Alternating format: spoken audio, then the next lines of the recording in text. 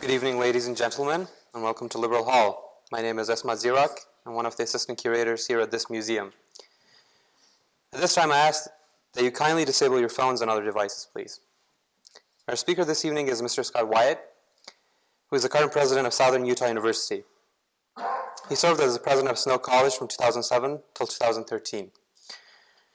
Mr. Wyatt has a bachelor's degree in philosophy and economics from Utah State University, as well as a Juris Doctor from the University of Utah. He practiced law in Logan for a number of years and is also a former member of the Utah State Legislature. We are honored to have such a distinguished speaker here tonight. Mr. Wyatt shall speak for about 45 minutes, after which he shall receive your questions. Without further ado, we welcome Mr. Wyatt to the podium.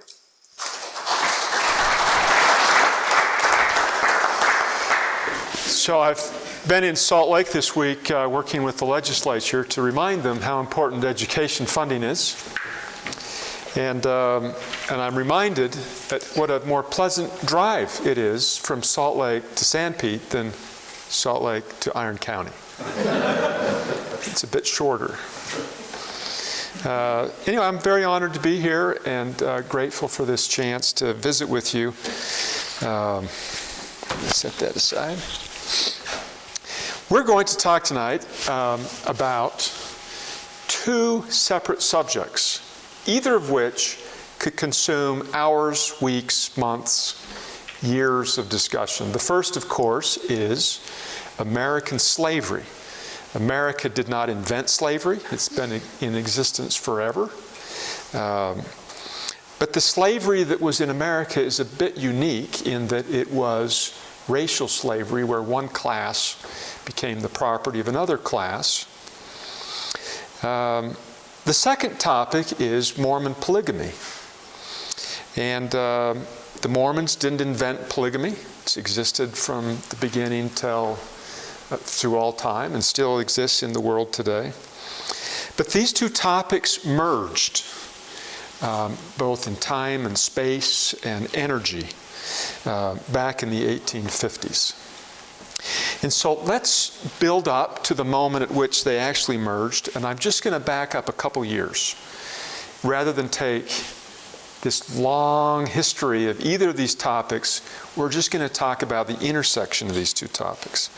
In March of 1852, Harriet Beecher Stowe, up in Connecticut, wrote this little book that became unbelievably famous. In its first week, it sold 10,000 copies. In the first year in the United States, it sold 300,000 copies. The first year that it was available in Great Britain, it sold 1.5 million copies. The book, of course, painted in a more humanistic way the way that slaves were treated in America. It showed them as property. It showed that they were being sold apart from families. And it galvanized the feelings of people throughout, particularly the northern part of the United States.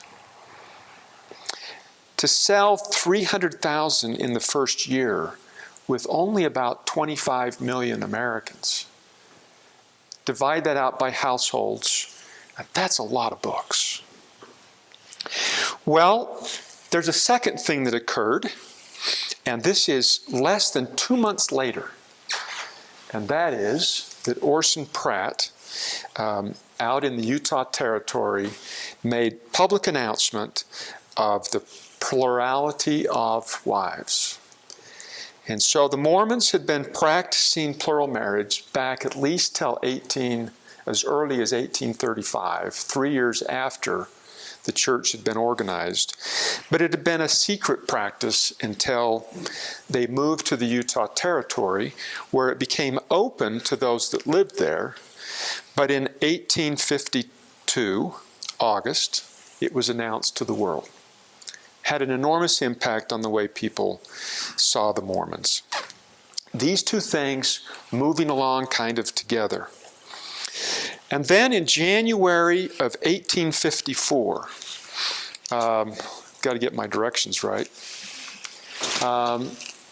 something happened in the United States that kind of blew the world up. This is 16 months after the Mormons announced polygamy. It's the Stephen Douglas's Kansas-Nebraska Act of 1854. This act changed the whole world. As you remember, anybody north of this particular line could not have slavery regardless, and if you were south of the line, you could. Kansas and Nebraska were both north of the line. They were in that part of the territory where slavery had never been allowed, would never be allowed. But Stephen Douglas wanted to take this issue away from Congress. He saw the fighting and all the difficulties. He wanted to be president of the United States. He wanted to get rid of this controversy once and for all. And he thought the way to do this would be to just simply allow those within the territory to make their own decision. He called it popular sovereignty. And so as a state gets ready, as a territory gets ready to become a state, they have a vote, and whoever votes win, that group gets to choose. So it'd be slavery or not slavery in any territory in the country. Shortly after that happened, almost 2 months later, in this little teeny place right here, in Wisconsin, a whole bunch of people that were free soilers, Democrats, Whigs, got together and said, you know what, if this bill, the Kansas-Nebraska Act, actually passes, we're starting a new party and we're going to call it the Republican Party. This is 1854. Well, it didn't take long before this act actually did become law. May 30th, 1854, the Kansas-Nebraska Act was passed. And now what happens is we find ourselves in the middle of a grand contest. A contest where those against slavery feel like everything is on the line, and those that are trying to protect slavery feel like everything is on the line. And you know what's going to happen now. This is Senator David Atchison and also Senator William Seward. These two people are representatives of these two sides of the dispute. Here's what William Seward said. He announced to his Southern senators, "Since there is no escaping your challenge, I accept it on behalf of the cause of freedom. We will engage in competition for the virgin soil of Kansas, and God give the victory to the side which is stronger in numbers as it is in right."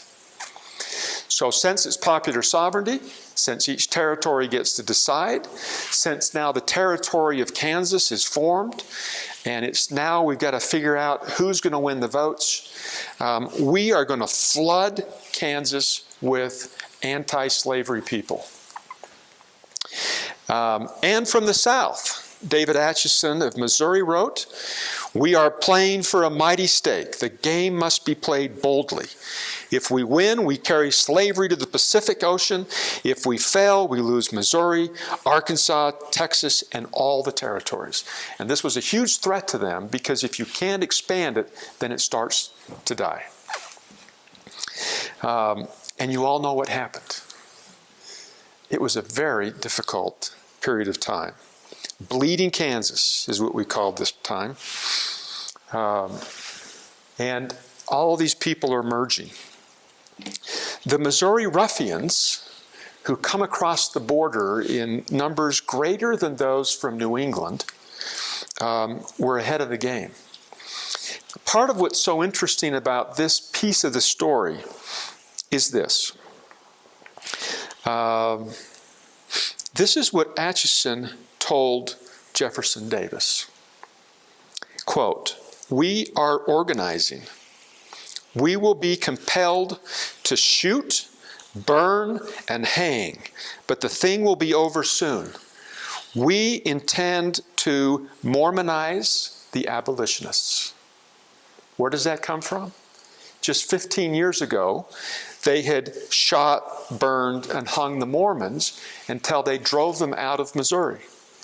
And with that experience, successful experience, they knew they could do this again with the abolitionists. and they did it with a vengeance. Atchison and the Border Ruffians swelled the vote in the first Kansas election, held in November of 1854, the second held in March of 55. In preparation for the March election, Atchison wanted an absolute guaranteed victory, though he really didn't need to because the Missouri Ruffians had cleaned the place out fairly well and dominated the number of people that lived in the state. But this is what he said: "Mark every scoundrel among you that is the least tainted with free soilism being freedom rather than slavery. Mark every scoundrel among you that is the least tainted with free soilism or abolitionism and exterminate him." They had experience with extermination, as there had already been an extermination order against the Mormons. Atchison's lieutenant exhorted a crowd at St. Joseph, "To all those having qualms of conscience, the time has come when such impositions must be disregarded, as your lives and property are in danger. Enter every election district in Kansas and vote at the point of a bowie knife or a revolver." The results of the massive voter fraud were very successful, with the Kansas Territorial Legislature being comprised of 36 pro-slavery and 3 non-slavery people. Now, there's a broader story of this because the governor at the time was aware that there had been all this fraud and all these things go back and forth. But in the end, we still had, and there was a second election. But when it came time to seat those in the territorial legislature, the original 36 were still seated. And of course, that gave the slavery vote to Kansas. All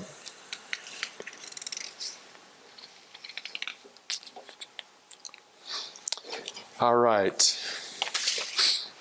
Now, in the tradition, with all of this Missouri Compromise, what happens? Abraham Lincoln comes out of retirement. So he'd been a little bit frustrated with politics.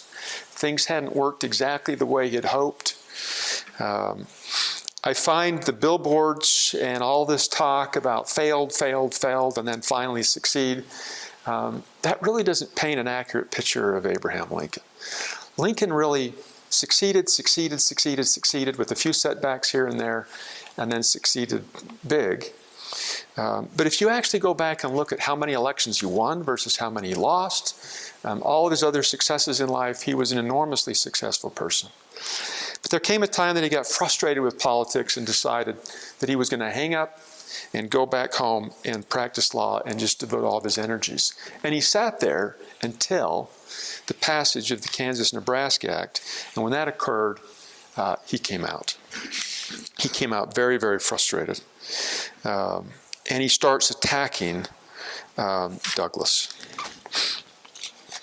He delivered a speech. I'm going to get to the speech in a minute because I think it'll fit better in just a second. Well, in the tradition of and 3 years following Uncle Tom's Cabin, there began to be all of these anti-polygamous literature published. So what we're going to talk about are the parallels in how those that were against slavery and those that were against polygamy behaved almost exactly the same. And interestingly enough, many of them were doing the same things. For example, Harriet Beecher Stowe wrote both anti-slavery and anti-polygamy literature. So 3 years after, so we're in 1855, and this book comes out. It was probably written by Arthur Orton under the pen name of Alfreda Eva Bell. This is 1855. The book is called Boudica. Boudica is the name of a Celtic warrior queen, and he used that name for this book. It presents a wildly inaccurate and sensational story for the emerging working class. The price of the book was 15 cents. This would be about $4.38 in today's money. And there were all these nickel and dime books that were coming out because literacy was improving. Most of the women could read, and they wanted to read all these kinds of books. And so they were coming out like crazy. And as you can imagine, $4.38 for a new book, that's not a bad price. Well, here's the story in Boudica. A beautiful 17-year-old Mormon girl marries a dashing young Mormon man named Herbert, who promises to be faithful to his new bride for life. Soon after their marriage, a high church leader tries to convince her to become his spiritual wife. She could still live with her husband because spiritual wifery didn't demand that she live with him. And she can have multiple husbands. Polyandry is just fine. Boudica, who takes her marriage very seriously, refuses. Hubert her husband, happens to come home one night with a dark and mysterious woman who he says is going to be his second wife. Another woman who refuses to allow her husband to take a second wife kills two church leaders and then is murdered by Brigham Young in an act of divine vengeance to atone for her sins. Herbert is strangled by a church leader who is infatuated with Boudica, and his body is dumped in the Great Salt Lake, which in the novel is an easy walking distance from the Soul settlement in the state. The Mormon elders dress up like Indians. This is before the Mountain Meadow Massacre. Mormon elders dress up like Indians and massacre traveling settlers to steal their money. After nearly every other character in the novel is killed, which includes a total of 14 gruesome deaths, Boudica escapes from Utah with a traveling party and returns to the United States, where she publishes her journal in the form of this book. A little wildly sensational. In all, there were between 80 and 100 of these books published, plus magazine articles and newspaper articles. They had the same effect as Uncle Tom's Cabin had. All these people on the East that had all of these very proper values, that saw marriage as being critical to democracy and everything else, are all of a sudden reading all this literature, what they are accepting as true, of some pretty serious stuff. And they panic, and they've got to find a way to stop it. Well, in the backdrop of this novel and all these things that are happening, on June 17th, 1856, the new Republican Party meets in Philadelphia. One of the delegates, by the name of John Wills, is from California. Wills is an attorney. He had family back by Philadelphia and so was planning to go visit them. And when the Republican Party realized that he was going there on his own already, they selected him to be one of the Republican Party delegates to this very first national convention.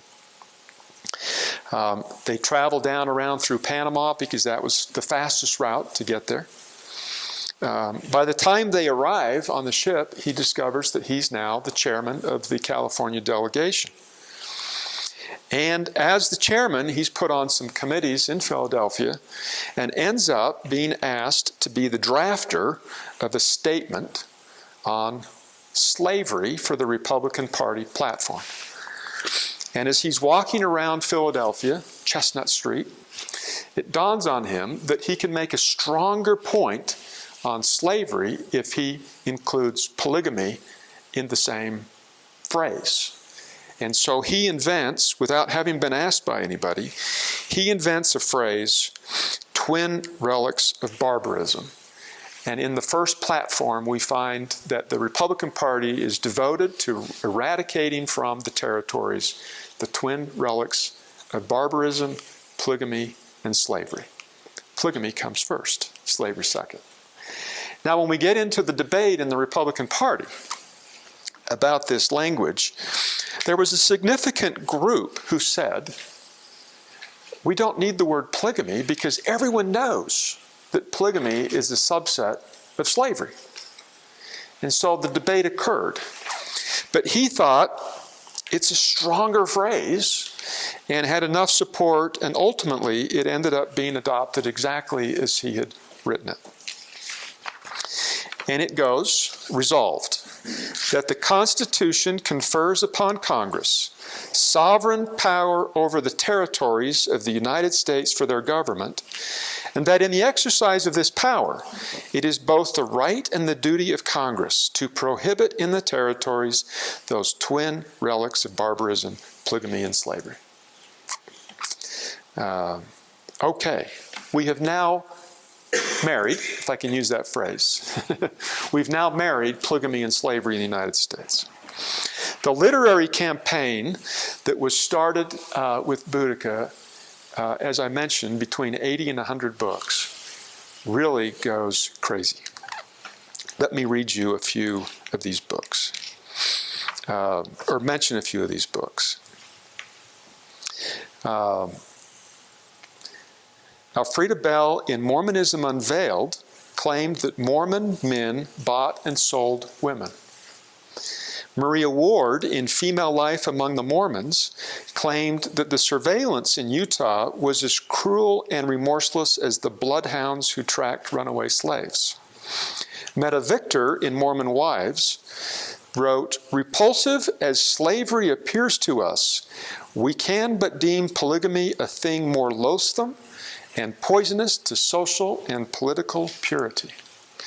Harriet Beecher Stowe and Horace Greeley, who were two of the most well-known anti-slavery writers, themselves wrote anti-polygamy materials. There was the Nickel novel series, Buffalo Bill, in which Brigham Young dispatches raiding expeditions on wagon trains for the purpose of bringing back young virgins, to Doyle's Sherlock Holmes, who tracks his first murderer to Mormon kidnappers of Gentile women. In Buffalo Bill and the Danite Kidnappers, a wagon train is completely massacred by Mormon Danites, save for the two young maidens who their mysterious savior tells them were the intended victims. Shortly thereafter, the raiders track them down with bloodhounds and make off with them to their Salt Lake City stronghold. Only with the aid of Buffalo Bill are they spared the fate waiting for them. Brigham Young himself gives the heroines an opportunity of either betrothing themselves to him or being handed over to the Ute chief to be his squaws. What's interesting about all of this literature is that it's obviously pretty sensational. Is that one of the motivations for attacking polygamy was that it damaged marriages. And also that because of polygamy in Utah, Brigham Young had instituted some pretty liberal divorce practices. So of all of the states in the Union, except for Indiana, women could get a divorce in Utah easier than anywhere else. And in fact, Brigham Young said, "When a woman becomes alienated in her feelings and affections from her husband, it is his duty to give her a bill of divorce and set her free." He further claimed that for a husband to continue to cohabitate with such a wife was tantamount to fornication.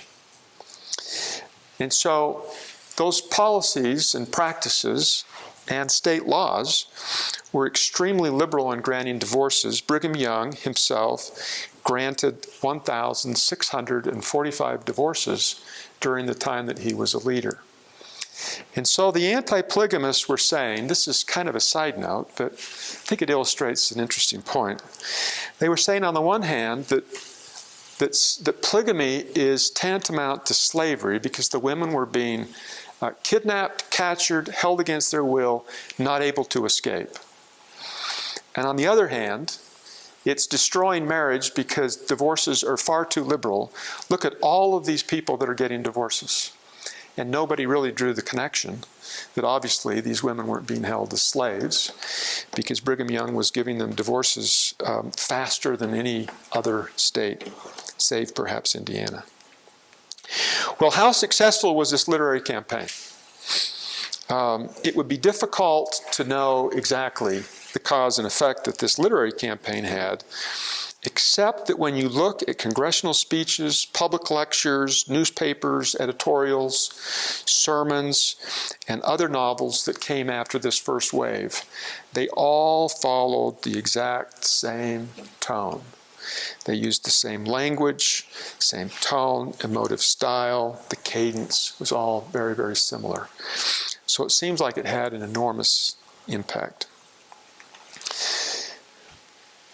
We now find ourselves moving up to 1857. Here's another interesting little connection. Stephen Douglas was saying that popular sovereignty is the rule to govern all. That those in a territory ought to be able to vote to determine this peculiar domestic institution of slavery if they choose.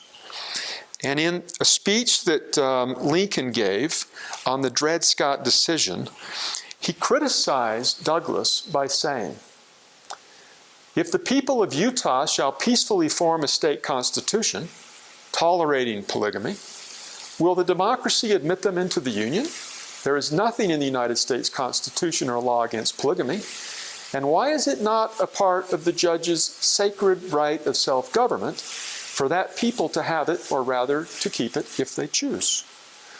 Meaning, Douglas, if you are really sincere about allowing the territories to choose their domestic institutions, then certainly that means you would be just fine if a territory voted for polygamy.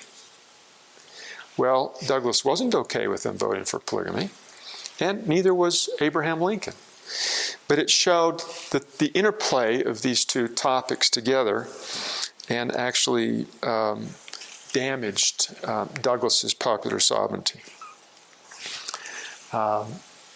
This speech, as many of you know, the Dred Scott decision. Dred Scott is pictured here in the middle. So I won't go into any details of that. The most important and interesting part is how even Dred Scott, Lincoln, and Douglas find themselves in their debating, talking about slavery and polygamy together.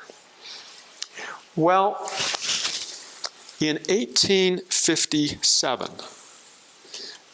this guy, Justin Morrell, introduced the first anti-polygamy legislation. It starts in 1857. But it is impossible to get it through Congress. It's impossible to get it through Congress because the southern states refused to vote for Congress to have the power to restrict a domestic institution in a territory. They thought that polygamy was horrible. That was a terrible thing. It was destructive for families and for the country. But even though they felt that way, they weren't going to grant Congress power to do it because they knew exactly what would happen if they did. And so we don't see any laws on anti-bigamy until after the South has seceded from the Union and Congress has been drained of all the Southern members.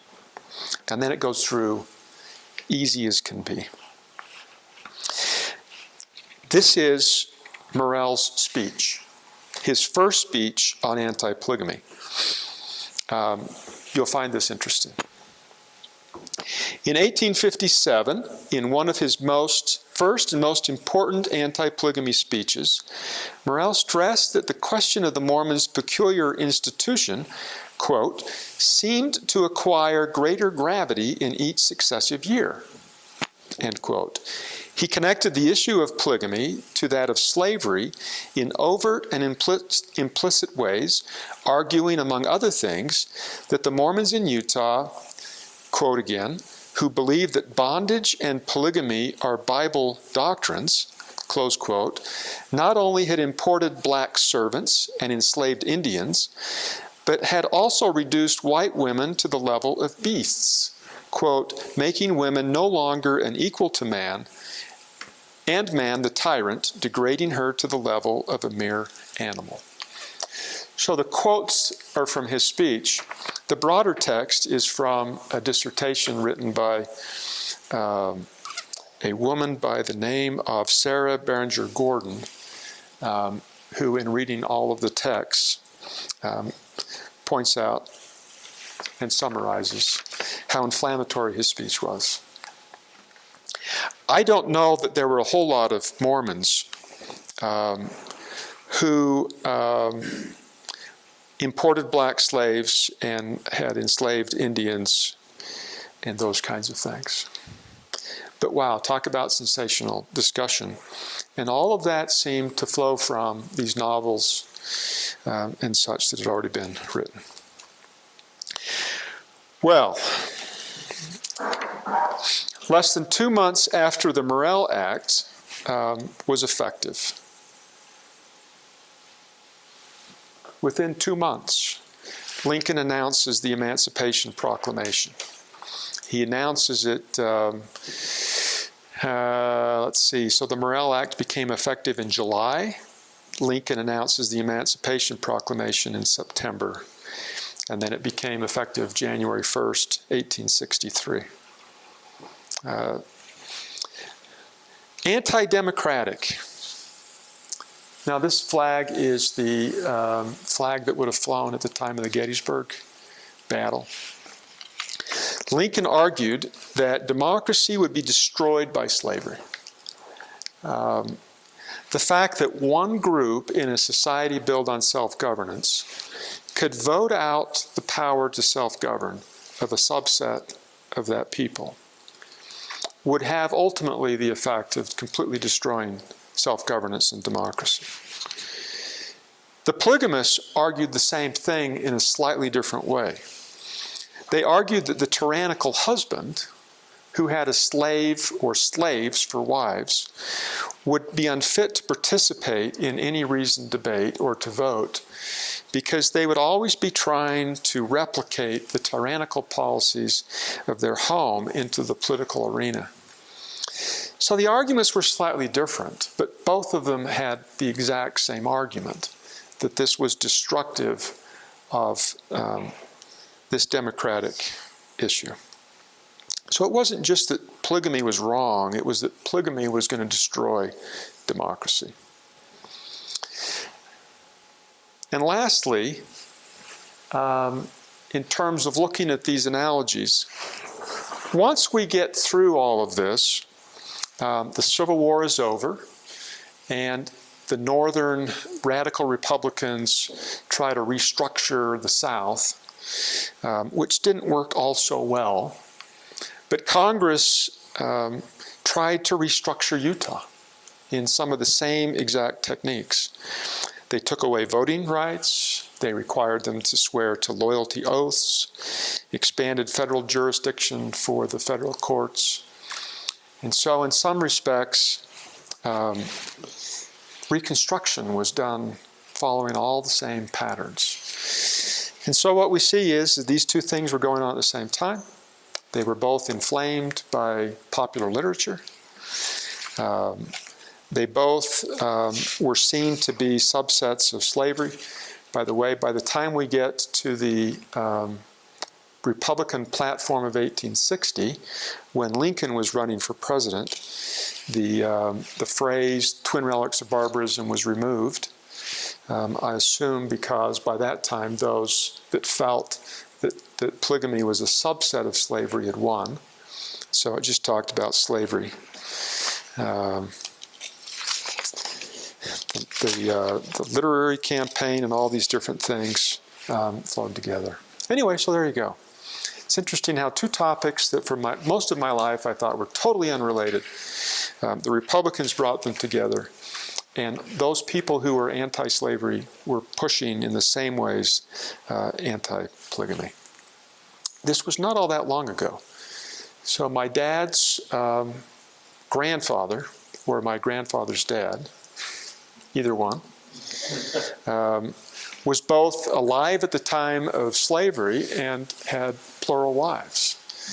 And it's interesting to think of how recent that is in our history. It is just not very long ago.